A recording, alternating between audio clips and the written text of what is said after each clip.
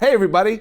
Hey, if you like what we do here on Statesmith and the videos that we produce and the news show, I would really encourage you to go and subscribe to my podcast, which is a twice and 3 times weekly podcast on iTunes and Google Play Music, Stitcher, TuneIn, wherever you get podcasts. It is a good time. We go in depth on a lot of these topics, both in the news and also more touchstone cultural, societal issues too. So please subscribe to the show.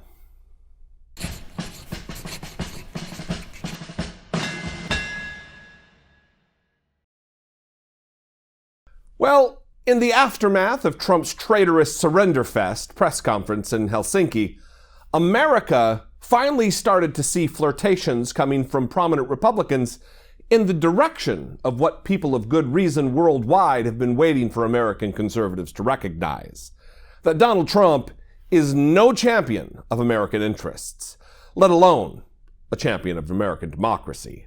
After all, he stood shoulder to shoulder with Vladimir Putin and seemingly read from the same talking points as the Russian leader, steadfastly defending the interests of the Russian Federation while dismissing the validity of dozens of federal indictments and almost 200 individual criminal charges handed down by his own Justice Department. It was a demonstration of betrayal and treason by an American president, the likes of which the world has never witnessed. The reactions vary, of course, in degrees of strength related to their condemnation, but make no mistake, this absolutely could, finally, represent a break in the cult of personality armor that Trump has smithed for himself. I've gathered some that I believe are the most notable here. And let's start with former Congressman, Tea Party conservative, until recently, Nutter Butter, Donald Trump cheerleader, Joe Walsh. He tweeted, "Look, I'm no big deal, but today is the final straw for me. I will never support Trump again. If that makes me a never Trumper, so be it. I'm a Tea Party conservative. That will never change. But Trump was a traitor to this country today. That must not be accepted. Speak out." Former Speaker of the House and steadfast Trump ally Newt Gingrich also expressed his sentiments on Twitter. President Trump must clarify his statements in Helsinki on our intelligence system and Putin. It is the most serious mistake of his presidency and must be corrected immediately. And here's the ever-useful, all-grown-up Draco Malfoy, Trey Gowdy, summing up that which Donald Trump is too afraid or complicit to admit. Quote, "Russia is not our friend. Russia attempted to undermine the fundamentals of our democracy, impugn the reliability of the 2016 election, and sow the seeds of discord among Americans. Our intelligence community, including the current one, concluded this, as did the majority House Intelligence Committee report, as did our fellow Americans who served on grand juries, which just returned true bills on 2 separate occasions. I am confident former CIA Director and current Secretary of State Mike Pompeo, Director of National Intelligence Dan Coates, Ambassador Nikki Haley, FBI Director Chris Wray, Attorney General Jeff Sessions, and others will be able to communicate to the President it is possible to conclude Russia interfered with our election in 2016 without delegitimizing his electoral success." Unquote.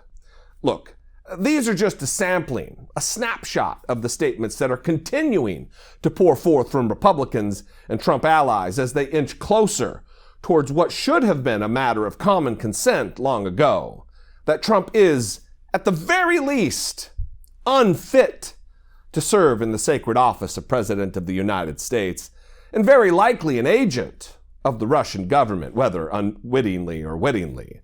So who remains? Well, it's a familiar cast of characters. Here's Trump during his interview last night with conspiracy theory extraordinaire and his unofficial chief of staff, Sean Hannity. Mr. President, great to see you. Thank you very much. You literally just finished the press conference with President Putin moments ago.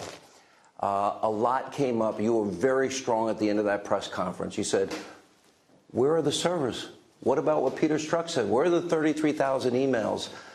And there was this mystery answer that I think surprised a lot of people. by the president of Russia as it relates to the Mueller investigation? Right. Well, first of all, he said there was no collusion whatsoever. I guess he said as strongly as you can say it, they have no information on Trump. So while some sycophants like Hannity and his white supremacist pal Tucker Carlson remain, ultimately that will not be enough to sustain him. There simply isn't enough Kool-Aid in the world to continue to fuel this cult. And again, if the dominoes fall, so too must Trump. Criticism, though, is not enough. We need pressure. We need pressure on Republicans to take appropriate action, commensurate with the offenses here. And listen, if ever there was an offense worthy of removal, of impeachment, treason is one. Call your senators. Call your congressional representatives, especially if you're represented by Republicans. We can, we should, we must now remove the malignancy that continues to grow at 1600 Pennsylvania Avenue. Enough is enough.